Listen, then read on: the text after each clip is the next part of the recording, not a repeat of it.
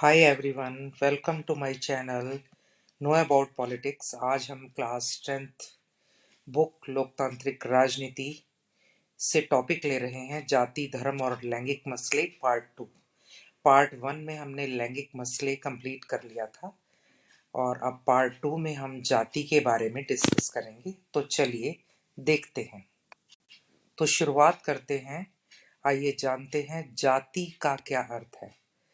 हालांकि आपने अपने आसपास ये शब्द सुना होगा, परंतु हम इसे शब्दों में कैसे लिखें। जाति एक ऐसा सामाजिक समूह है जिसकी सदस्यता जन्म पर आधारित है और जो अपने सदस्यों का जो मतलब वह सामाजिक समूह जिसकी सदस्यता आपको जन्म लेते ही मिल गई और जो अपने सदस्यों का खान पान, विवाह और सामाजिक सहवास मतलब समाज में रहना, साथ साथ रहना, वास करना संबंधी अनेक प्रतिबंध लागू करती है। इसका मतलब है कि वो जो सामाजिक समूह है जिसके हम जन्म से सदस्य बन गए हैं, वह सामाजिक समूह अपने सदस्यों के खान पान, विवाह और सामाजिक सहवास, ये सब चीजों का निर्धारण खुद करता है और क्या पाबंदियां लगानी है, क्या करना है, क्या नहीं करना,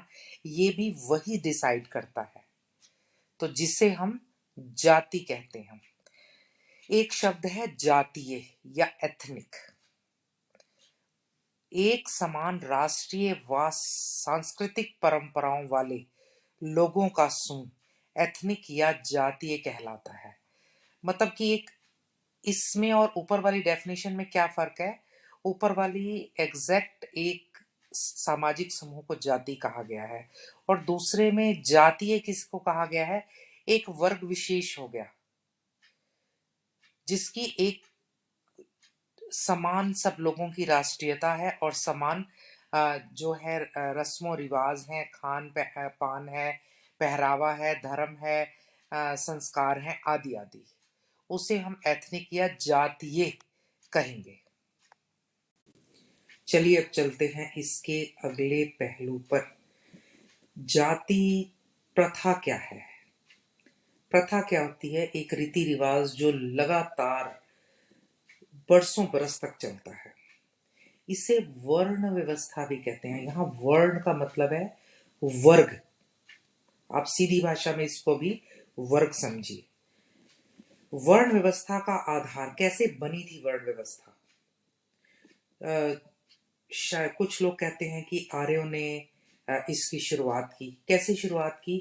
उस समय समाज जो है वो विकसित हो रहा था धीरे धीरे। तो समाज के काम को अच्छे से व्यवस्थित ढंग से करने के लिए तो जो लोग जिस काम को के काबिल थे या उनको आता था, उसके अकॉर्डिंगली जो है वो काम दे दिए गए। वर्ण व्यवस्था का आधार शुरुआत में कर्म था, ये मैंने आपको अभी बताया। किंतु वक्त बीतने के साथ साथ यह आवरण कठोर होकर विभिन्न जातियों में परिणित हो गए तथा जाति का आधार विशुद्ध रूप से जन्म हो गया। वैदिक साहित्य में हमारे जाति प्रथा का कोई उल्लेख नहीं मिलता। शुरुआत में मैनेज करने के लिए समाज को 4 जातियां बनी थी, ब्राह्मण, क्षत्रिय, वैश्य और शूद्र, जिसको हम अगली स्लाइड में डिस्कस करेंगे। तो ये सिर्फ कर्म, उस समय कोई भी किसको ब्राह्मण किसको कहा गया था, जो ज्ञान का काम करता है, जो पूजा पाठ का काम करता है, वो आके जो शूद्र है या वैश्य है या क्षत्रिय है वो भी वो कर्म अपना सकता था। लेकिन धीरे धीरे क्या हुआ, ये चीजें पकती चली गई और फिर ये जन्म आधारित हो गई। मतलब जिसने जो घर में जन्म ले लिया वही उसकी जाति है। तो इस प्रकार से जो है ये वर्ण व्यवस्था बिगड़कर अपने इस रूप में आ गई। तो चलिए जाति प्रथा के आधार के बारे में थोड़ा और जानते हैं। यानी कि जाति प्रथा शुरू कहाँ से हुई। सब वास्तव में समाज में आर्थिक मजबूती और समाज की क्षमता बढ़ाने के लिए, जैसे मैंने पहले आपको कहा कि समाज विकसित हो रहा था धीरे धीरे, तो उसकी व्यवस्था करने के लिए, उसको अच्छे तरीके से चलाने के लिए जो है श्रम विभाजन के आधार पर, ये दैट इज वेरी इंपॉर्टेंट, श्रम विभाजन के आधार पर, यानी कि काम के बंटवारे के आधार पर, मतलब लोगों को काम सौंप दी गई कि जो जैसा था, जिसमें जो गुण था, उसको वो काम दे दिया गया, और वो आपस में एक दूसरे के, और उसको जाति नाम दे दिया गया, और एक दूसरे की जाति में लोग जो है वो एंटर करते रहते थे। अगर किसी ने पहले शूद्र का काम किया है, उसका बेटे में अगर क्षत्रिय का गुण है तो वो क्षत्रिय बन जाएगा। यानी कि टोटली काम के आधार पर था कि जो, मतलब वर्ण व्यवस्था का मतलब था काम, कि जो काम करता है वो उसका समूह, रक्षा करने वालों का समूह। लेकिन धीरे धीरे क्या हुआ कि इस चीज ने अपना रूप ही बिल्कुल बदल लिया। क्या हुआ कि जो अगर शूद्र के यहाँ पैदा हो गया तो उसको शूद्र, आगे शूद्र, वो सारी पीढ़ियां आगे आगे तक वो शूद्र ही चली। ऐसे ही ब्राह्मण, क्षत्रिय और वैश्य के साथ हुआ। जन्म से ही उनको जो है वो जाति का टैग लग गया। तो इसे आप एक कुप्रथा भी कह सकते हैं, सामाजिक विभाजन, सामाजिक अंतर, इतने सारे विवादों की जड़ भी इसको कह सकते हैं। शायद लोगों में की सोच इतनी विकसित नहीं थी कि इसको जो है वो इतना, इसका रूप जो है वो बिल्कुल चेंज हो गया।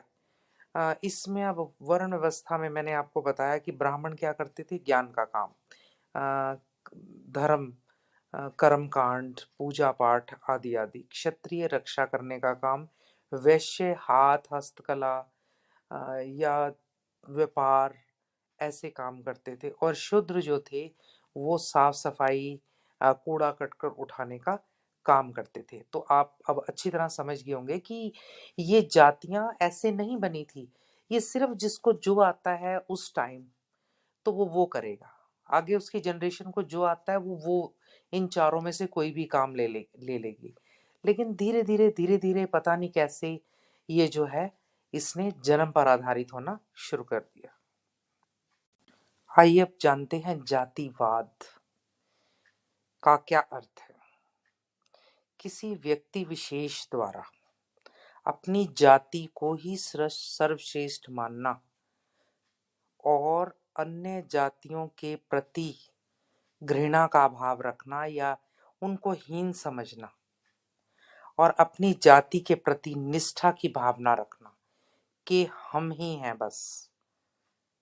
साधारण शब्दों में जाति के आधार पर भेदभाव करना जातिवाद कहलाता है। भारतीय संविधान के अनुच्छेद 15 ए और बी के अनुसार किसी भी भारतीय नागरिक के साथ जाति, धर्म, लिंग व जन्म के आधार पर, किसी भी आधार पर, मतलब भेदभाव नहीं किया जा सकता। ये हमारे संविधान में लिखा जब हम स्वतंत्र हुए। लेकिन अभी भी जातिवाद जो है वो हमारे समाज में एग्जिस्ट कर रहा है, पूरी तरह से खत्म नहीं हुआ है। अब क्वेश्चन अराइज होता है कि क्या भारत में अभी भी जातीय असमानताएं या जाति व्यवस्था पाई जाती है? यस। हालांकि जैसा कि हमने पहले डिस्कस किया कि भारतीय संविधान में ये लिखा हुआ है भाई कि किसी भी आधार पर आप किसी भी नागरिक से भेदभाव नहीं कर सकते। ना तो सरकारें कर सकती हैं, ना समाज कर सकता है, और ना व्यक्ति विशेष कर सकता है। सभी नागरिक जो है समान है। हमारा संविधान ये कहता है सभी स्वतंत्र हैं और शोषण से मुक्ति का अधिकार मिला हुआ। देखिए, अगर आप किसी की जाति बोलकर उसको शर्मिंदा करोगे, उसको नीचा दिखाओगे, तो ये शोषण कहलाता है, उसका शोषण हो रहा है यानी कि। परंतु अभी भी भारत में जाति व्यवस्था पूरी तरह खत्म नहीं हुई।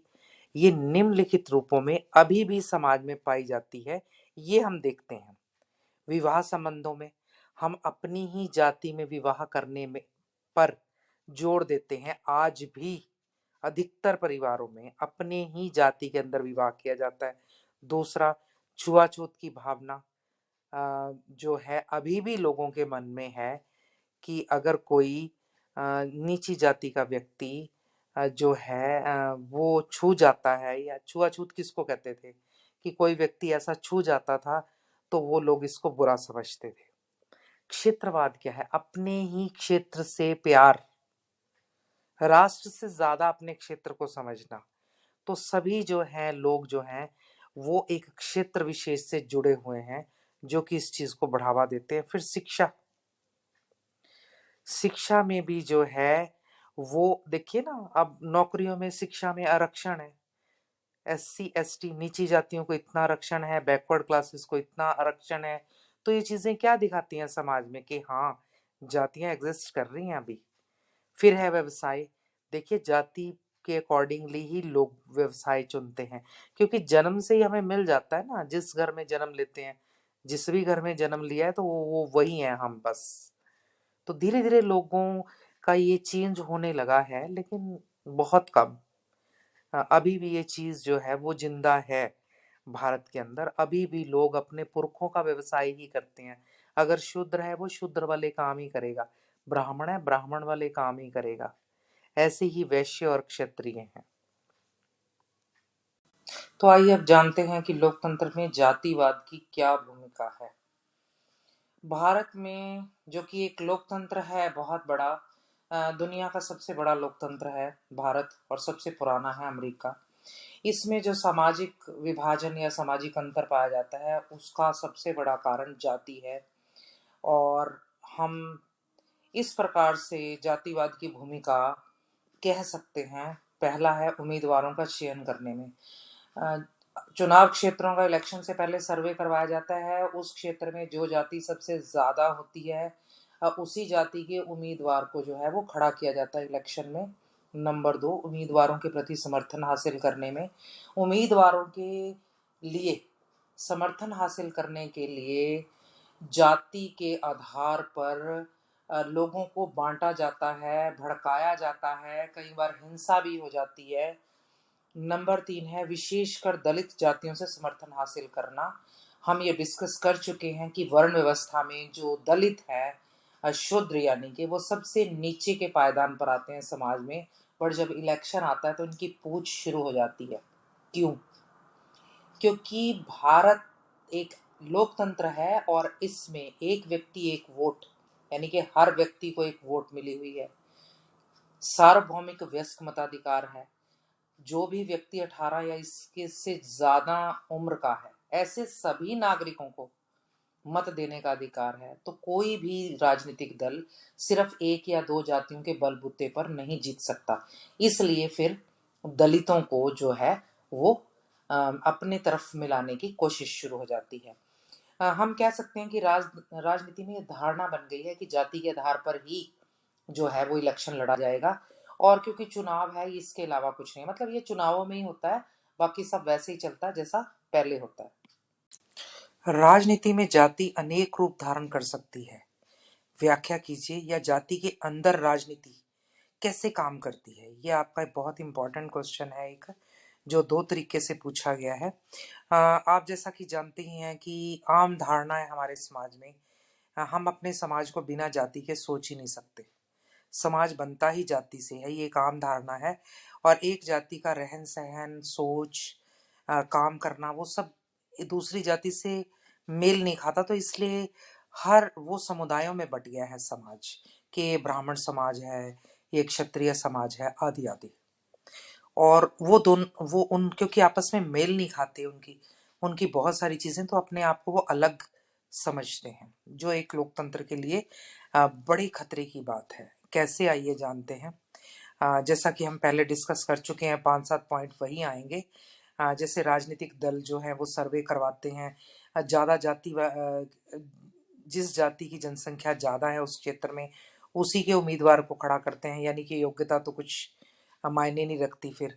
और लोग भी जो है, ये देखिए चौथे नंबर पे, लोग भी जो है वो उम्मीदवारों की योग्यता देखकर नहीं, जाति देकर वोट करते हैं। कई बार अपराधी किस्म के जो हैं लोग जो है, ये जात पात के चक्कर में वो जो है चुनाव जीत जाते हैं।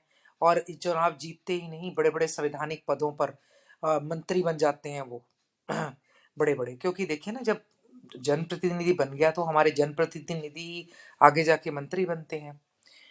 और हिंसा जो है कई बार जाति में भेदभाव को बढ़ाने के लिए जो है वो हिंसा, लोगों को भड़काकर हिंसा करवाई जाती है, जो कि लोकतंत्र के लिए ठीक नहीं है। चुनाव प्रचारों में जोर शोर से इन चीजों का प्रयास किया जाता है। आइए अब देखते हैं कि क्या केवल राजनीति ही जातिग्रस्त होती है या जाति भी राजनीतिग्रस्त होती है। ये क्वेश्चन है आपका एक बहुत इम्पोर्टेंट, कि केवल हमने पूरी डिस्कशन में ये देखा कि कैसे राजनीति में जाति घुसी हुई है, उसका इस्तेमाल किया जा रहा है। तो यहाँ पर क्वेश्चन उसका कॉन्ट्राडिक्शन है कि जाति भी राजनीतिग्रस्त हो जाती है।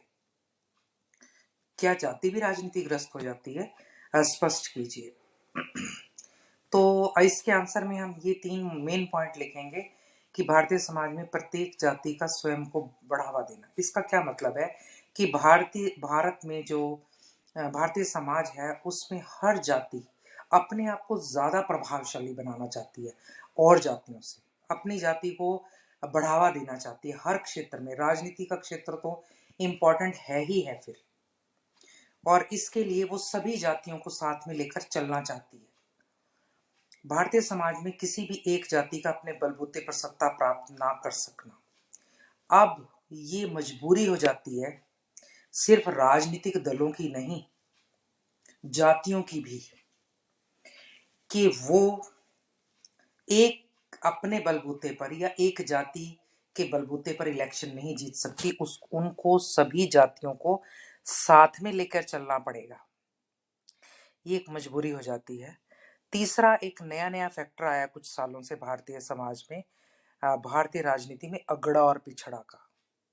अगड़ा मतलब जो स्वर्ण जातियां हैं, और पिछड़ा जो है वो जो पिछड़ा वर्ग है, जो उनसे कम है। इसका एक प्लस पॉइंट होता है। क्या होता है कि लोग जो है, जो हाशिए पर है, जो सताए हुए हैं समाज में, जैसे दलित हैं, नीची जातियों के लोग हैं, उनकी पूछ बढ़ जाती है इलेक्शन में। पूछ मतलब उनकी वैल्यू बढ़ जाती है इलेक्शन में। वो भी सोचते हैं कि हाँ, हमारे वोट की कुछ कीमत है, या हम भी सत्ता में कुछ ना कुछ भागीदारी कर रहे हैं। और माइनस पॉइंट क्या होता है कि मेन मुद्दे इस चक्कर में पीछे रह जाते हैं, जैसे भ्रष्टाचार, गरीबी, बेरोजगारी आदि आदि। आइए अब बढ़ते हैं सबसे इम्पोर्टेंट फेज की तरफ, कि इस जातिवाद की समस्या से कैसे निपटा जा सकता है, क्या क्या उपाय हैं। पहला, चुनावों में जातिवाद से प्रभावित राजनीतिक दल है, यानी कि जो राजनीतिक दल जातिवाद को बढ़ावा देते हैं, उनको वोट देना बंद कर दें लोग। दूसरा है, जातिगत दलों को महत्व देना बंद कर दें, उनको कुछ समझे ही नहीं, उनको इग्नोर करें। तीसरा है, जाति आधारित हिंसा में को कठोरता से निपटा जाए। उससे जो हिंसा होती है, जो भड़काते हैं जाति के आधार पर लोगों को, उस हिंसा को कठोरता से निपटा जाए। धर्म को राजनीति से अलग रखना होगा। हमें धर्म को राजनीति से बिल्कुल अलग रखना होगा। जात धर्म को और जाति को राजनीति से बिल्कुल अलग रखना होगा। इसमें जाति जो है वो टाइपिंग एरर आ गया है। धर्म और जाति को हमें राजनीति से अलग रखना होगा। राजनीति को जाति के साथ ना रखकर देखना, अपनी सोच को बदलना होगा।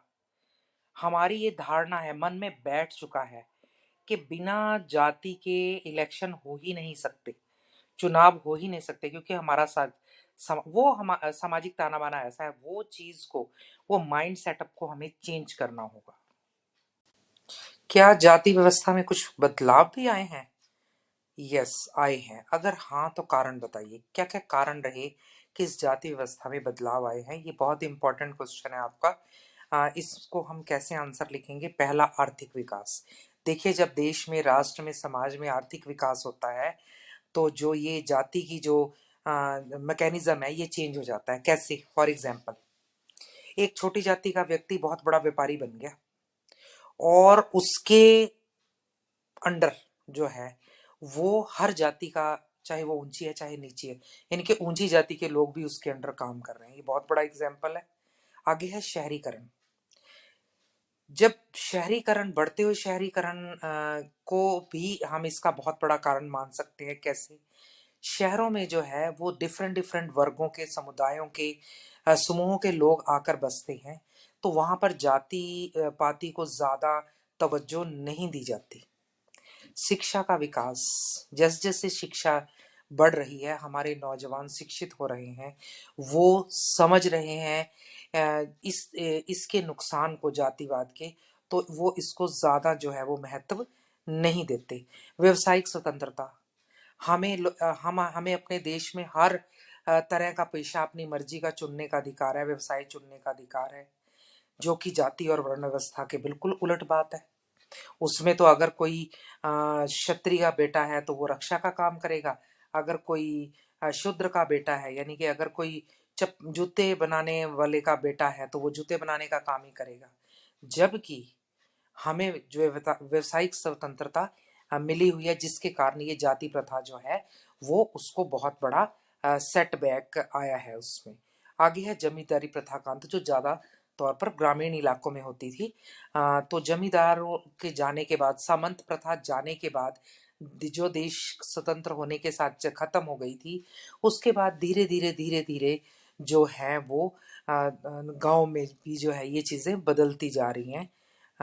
आगे है संवैधानिक प्रावधान। हमारे संविधान ने जब ये कह दिया है कि किसी भी आधार पर भेदभाव नहीं किया जाएगा किसी भी नागरिक से, तो उसमें जाति भी तो आती है ना, जाति के आधार पर भी भेदभाव नहीं करना, वो भी जो है वो जाति व्यवस्था को जो है बदलने वाला एक फैक्टर है। तो इस वीडियो में इतना ही। जल्द मिलेंगे अपनी नेक्स्ट वीडियो में, जो इसी का नेक्स्ट पार्ट होगा, सांप्रदायिकता। तब तक के लिए इस चैनल को आप लाइक कीजिए, शेयर कीजिए, सब्सक्राइब कीजिए और बेल आइकॉन दबाना नहीं भूलिए। Thank you very much for watching.